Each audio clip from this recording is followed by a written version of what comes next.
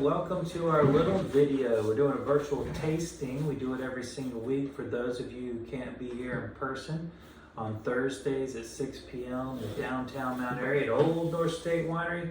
We taste wines from all around the world. We cover 200 wines a world. 200 worlds a year. No dimension is safe. 200 wines a year. That's right. We will travel other worlds to get you wine. That's how devoted we are. But for those of you who can't be here, we offer this virtual tasting, and we're going to talk through a couple of these wines so that you don't fall behind the rest of the class. And of course, we do make wine. You might hear some banging around out there. It's certainly possible. The winery is right outside of this door. So just don't mind that. It's just work being done out there. Wines being made is a loud business. All right. So we have been kind of releasing this week that we got a big wine dinner coming up. The Elephant's Corner is sponsoring Chamonix. And, well, I had to go over there and taste a bunch of wines. Thank you. For the menu, so that chef could pair foods. And while I was there, you know, as it happens, might as well attack the rest of his portfolio. So we're going to get into Andy's white and then red, some non-Chamonix produced wines. And we love the South African wines, and we're going to get on to it. This is from the Wallace brothers, called Off the Record. It's a chenin blanc from the Elgin area of the Cape. This is lovely. So Elgin is kind of considered more for pears and apples. It's much cooler. They bought property, I think it was in around 2003-ish, and been making wine ever since. But they are really high on this region because of the cool nature of this area. A lot of structure in these wines. I think that the whole area of Elgin is everything that we've had from has been wonderful. We had a lot of success with that Merlot that we did, and I think this is an area that we're really interested in. And this has got a lot of winemaking technique to it. So we're talking about a chenin that is not only grown in an area that maybe is still emerging, but also treating it as a very fine wine. Big bottle here, thick glass, huge punch, a serious glass for a serious wine. This is also seen plenty of oak, about 10 months worth in second, third, and fourth year oak.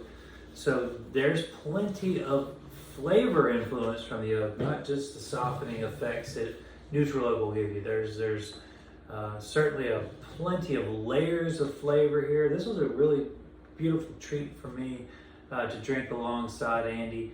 And I want to make note that we were doing a chenin tasting when I was going through. I was tasting a bunch of chenins of his, and this one really stood out. I really wanted to get it out there. Only a couple of thousand bottles of this are made. So it is boutique, it is a small production, which makes it even better because you've got to enjoy it before someone else gets hold of it, yeah, right? I mean, it's a lottery at this point. Man, that nose is something. It's like a tropical fruit forest. A little bit of wax, intense flavor. I'd have pegged it as Sauv Blanc and a blind taste. It's got a lot. The acidity is pretty significant here. And could you imagine this not on oak? This wine would be wild. Maybe, yeah. It's intense. And those layers of oak that you can taste and feel in your tongue, like there's a textural thing going on here. I always get like a little kind of oily waxiness anyway from chenin, and then you factor in here that we have some oak influence on it. Really brings out the tropical notes, really frames them even more. You can pour it right over some scallops and have it ceviche, whatever, however you say it. The lime on this is just super intense. And those notes that kind of draw you into what you'd expect from maybe almost like a Napa Chard with that oak influence. It's interesting. This is a varietal that we don't typically see in this format. It's absolutely stunning. I'm a Well, big you would fan. never get this brightness out of a Chard, even though you're getting the benefits of the.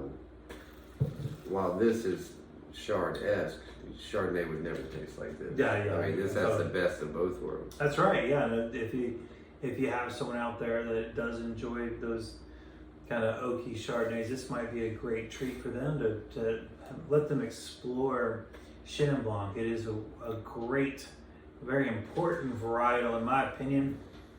I guess Chris and I have done so many vouvrays at the chef table because it's versatility with food and so many different ways that it comes.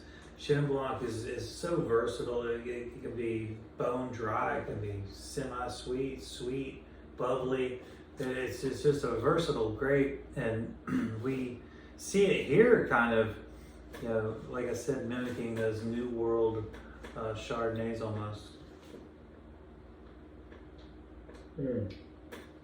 Chef, other taste? Please, yeah, it's delicious. Thank you. What do you think food-wise you'd like to throw at this? Well, I mean, I have zero idea. I want to do one of those Italian frying peppers because I don't know why I want more green with this, but I do. Yeah. But I kind of want to stuff it with some mushrooms and cheese, no meat, Right. just like a real Yeah. vegetable. But I want that green pepper with this. I don't know why. It seems to love green. Needs some fat. Got some beautiful cheeses in today. I don't know. Do you think we need to go seafood with this stuff? I I like could throw where a you're- shrimp in there. Some shrimp and rice and cheese and a pepper. You could, or you could, however you want to play it. I think you're on the right track there.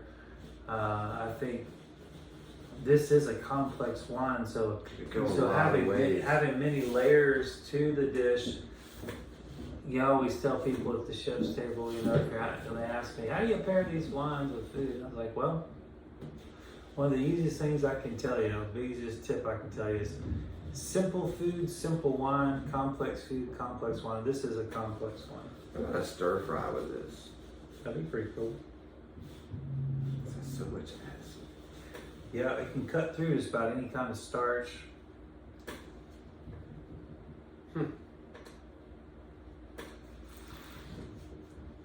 Well, we can leave it up until we get done with this bottle, then make a That's decision. true. That's a good point. Good point. More research. I mean, we're not opening these bottles to cook with them, unless you consider our Pure liver education. cooking. So yes, so this is, as you can tell, we do thoroughly enjoy this wine. I hope that you enjoy it as much as we do. I think this is, this kind of winemaking is really, really exciting. It should be applauded, lauded, encouraged. Now I want to do a chicken of the wood and duck egg and He's duck all over the egg place. quiche. Oh, yeah. Then make a custard with the duck egg, put in the sauteed chicken of the woods and entree broth. That Yes. mushroom, eggy, cheesy. Yeah. Maybe save some peppers for this bad boy. Well, That's what I'm gonna do. I'm gonna do the duck egg custard with chicken of the woods mushrooms. That's where it's going. It's so nice you can get duck egg, chef. Somebody was asking me about that at the chef's table. Yeah, yeah. Like, We had, how do you get chef? How do you get duck eggs? It's like, you gotta know some more gotta know ducks. somebody with some ducks. Pretty simple. Or you could raise your own ducks. I would not advise that. They're not like chickens. They're Ducks are ornery, Yep. and much like chickens, they're not the brightest animal in the world. They basically everything except a fly is a predator to a duck. I mean, anything will carry a duck off. They look delicious. I mean, just look at They're them. not wrong. Cute as a button, and it tastes great too. Yeah. Well, there you go, kids. Before he changes his mind, we're just gonna say it's gonna be the duck egg look. But this chicken in the woods, boom, the Flippins brought us one last Boy, week. those were something. Man, I really enjoyed those. That was one of the biggest ones What was I've ever that seen. dish that you made for them out of that? God, it was really You good. had it like truffles. Yeah, shaved truffles, and we had that smoked goat, and pretty sure there was risotto in there somehow. We did some. I had some sort of greens. Yeah, it was like an watercress, emulsion, wasn't it? watercress, Emulsion. watercress, and They loved it. several other things. I think we did some roasted shallots, and it was just a bunch of cool stuff with it. It was delicious. They were tickled. Well, It was really nice. every year they've got a little stump that provides a small chicken in the woods, and every year they bring it into us. This year it wasn't so small. That was a big. Well, like, I mean, some of them are Wow. 40 feet. Like, it's crazy. Those things will run up the side of a tree. But I picked some chanterelles yesterday. Did you really? On the Greenwood? Got a couple pounds off of Mom's driveway. Oh, yeah, that's a honey hole up Yeah, there. it is nice. And a bunch of the cinnabars. Cinnabars are really everywhere right Yeah, now. but gosh, you have to pick about 1,000 of them to make a You'd have to fill up this glass to the rim to Good get bite. just this garnish. Yeah, they're beautiful and they're delicious. They don't have a lot of volume. They're better in purees. They're pretty though. Man, that color, can't beat it. There's something. It's one of the few things in the out there that's that color. Well, it makes it It is easily and identifiable. but it's not poisonous. That's one of the few that. A lot of times Like nature anybody. tells you stay away Yeah, when it's it's that giving kind you of a color. warning. Yeah. Yeah, the pinks and reds are danger. Well, thank you, Wallace Brothers. The Wallace Brothers, rather. Sorry. Yeah, that's off the record. Shannon's off the hook, off the chain. Yeah, that's really Delicious, that's special. nutritious, and like I said, I had many Shannons on that precious day that I was tasting. That one Wait, that's a big morning tasting going through Shannon's. That'll wake you right up. made me happy all day. Well, we do appreciate Andy for turning us on to yet another delicious one. All right, so like I said, I'm having to write this down because I said so many things. I'm worried until tomorrow I'm going to wake up and go, okay, wait, stop that pepper. Which would be okay too. But. now we're going to get into a little Bordeaux blend, also from South Africa, from Labri. And this was an area, Labri kind of translates to refuge or Thank you. refugee. Appreciate that. This Which was, reminds you of your favorite Tom Petty song. oh yes, I'm a huge fan. Labri. This is their Infinity. This is the 2020. And this is also just a really unctuous red blend. And this goes way back to this farm goes back to the 1600s. The Huguenots were, the Protestants were told not so many words. They better get out of France because now it's a Catholic country. They don't really care too much for Protestants. So there's a lot of Huguenots that kind of landed. We were talking about Huguenots out in Washington. That Lake Cole, that school was a Huguenot school that they salvaged for it to kind of be their landmark at their winery out in Washington State.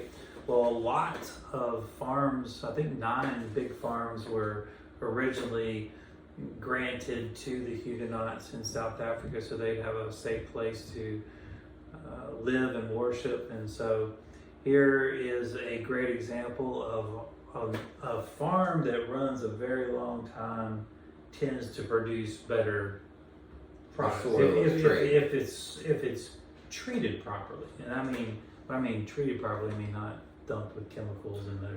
Right, they've cared for the soil, and the soil in turn cares for the vines. Oh, Chefy, that knows. I love it. So, Spicy. Cab Merlot, Cab Franc, Petit Verdot.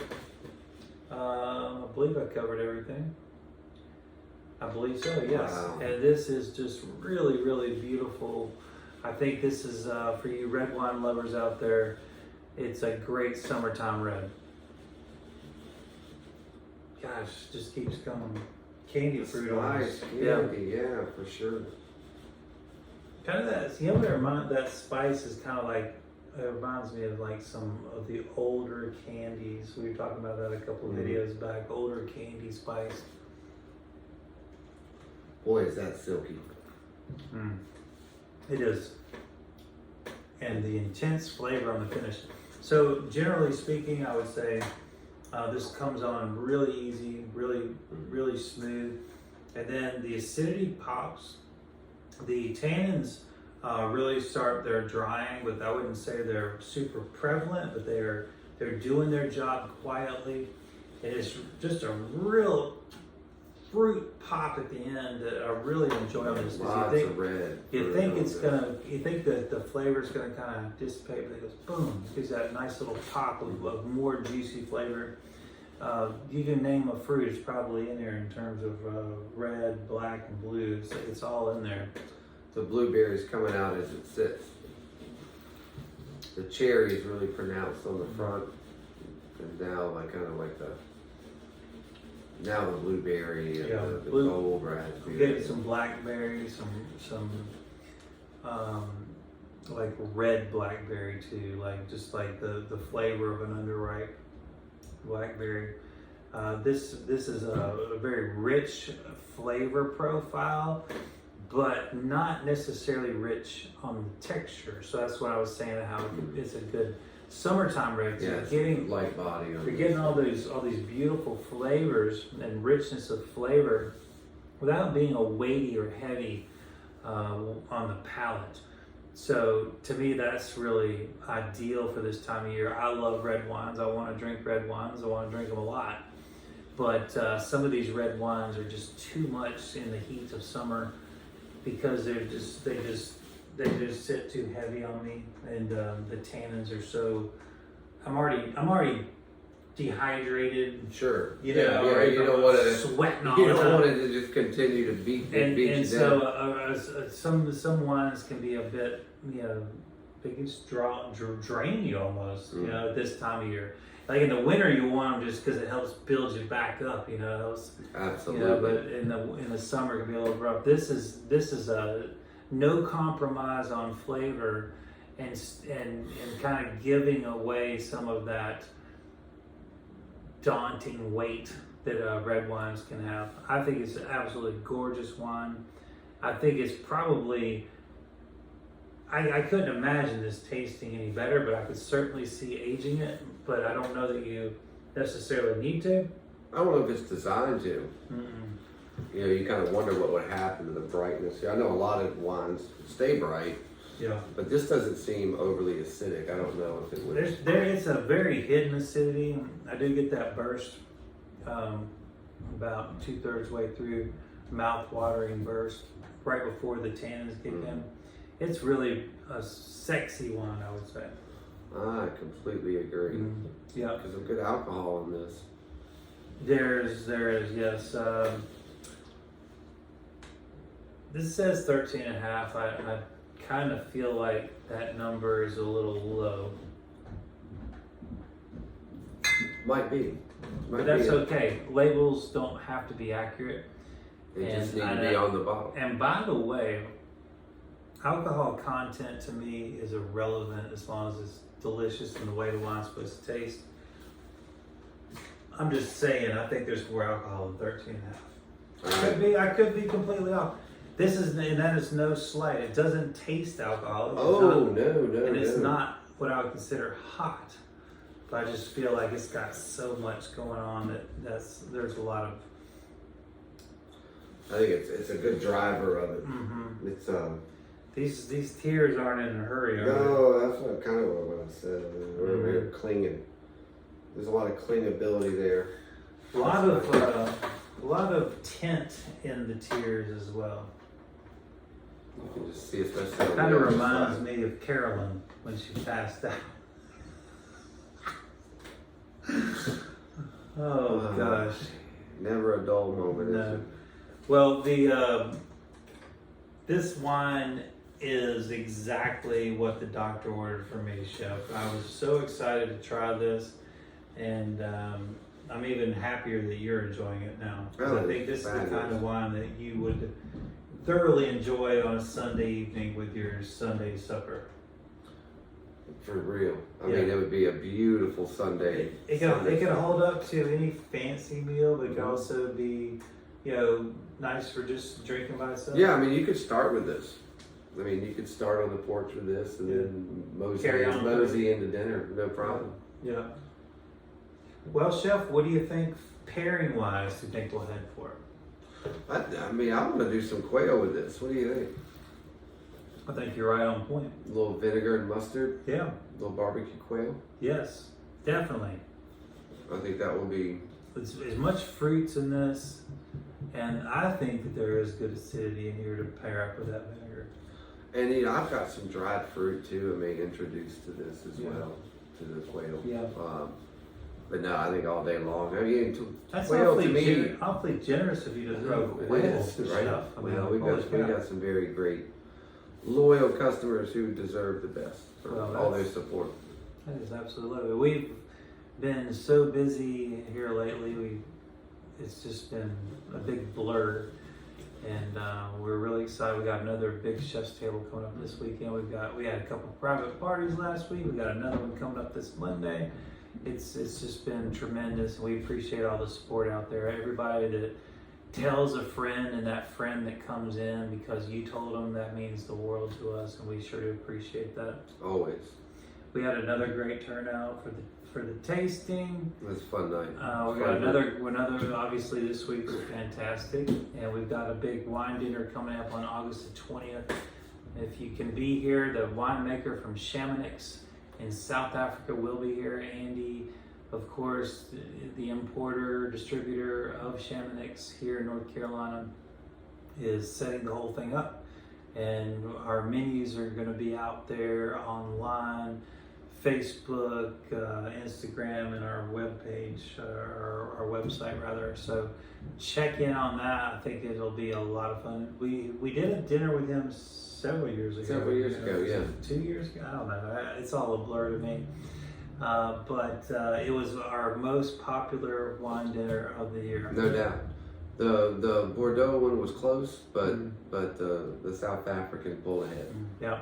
So if you're interested in that, we'd love to have you for that as well. The Burgundy, I meant. Burgundy. Oh, yeah. as well. Yeah, Burgundy, right. I didn't even catch that. Yep. Yeah, but the Burgundy dinner That was, fancy French one. you know, Yeah. that one. Mm-hmm. The one with the Frenchy juice. Yum, yum. Yeah, super terrific. Absolutely delicious. Well, until we see you again, which I hope is very, very soon, hopefully here in person. Whenever you can make it here in person, we always like to see your Always smiling a faces. treat.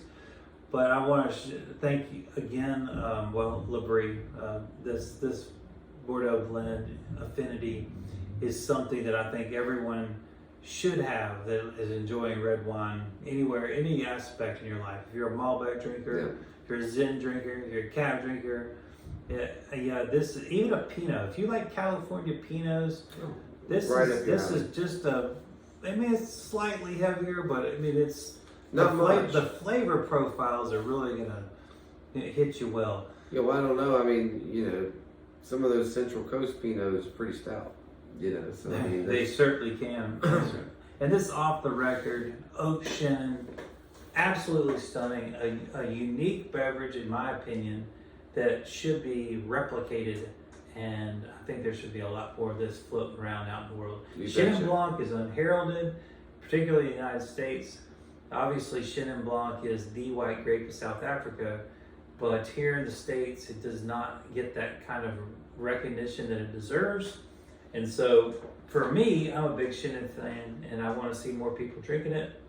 And here is a perfect example of why you should be Americans, because this is right. This is a delicious wine that suits your flavor profile, the things that you like. In Chenin form right here. So give these two a whirl, and if you need more bottles, you know who to call. Give us a call. We will order them for you. I've gotten a lot of requests for back order wines, previous episodes. Hey, I'm happy to do it. I just got to track them down for you, and I've had a lot of success doing that. So anybody that's looking for wines in previous episodes, or something they bought before and they ran out because they didn't buy enough, time to restock. I will track it down if it's still available. Thank you for your time. We appreciate you. Thank you. We'll see you soon. Enjoy your weekend.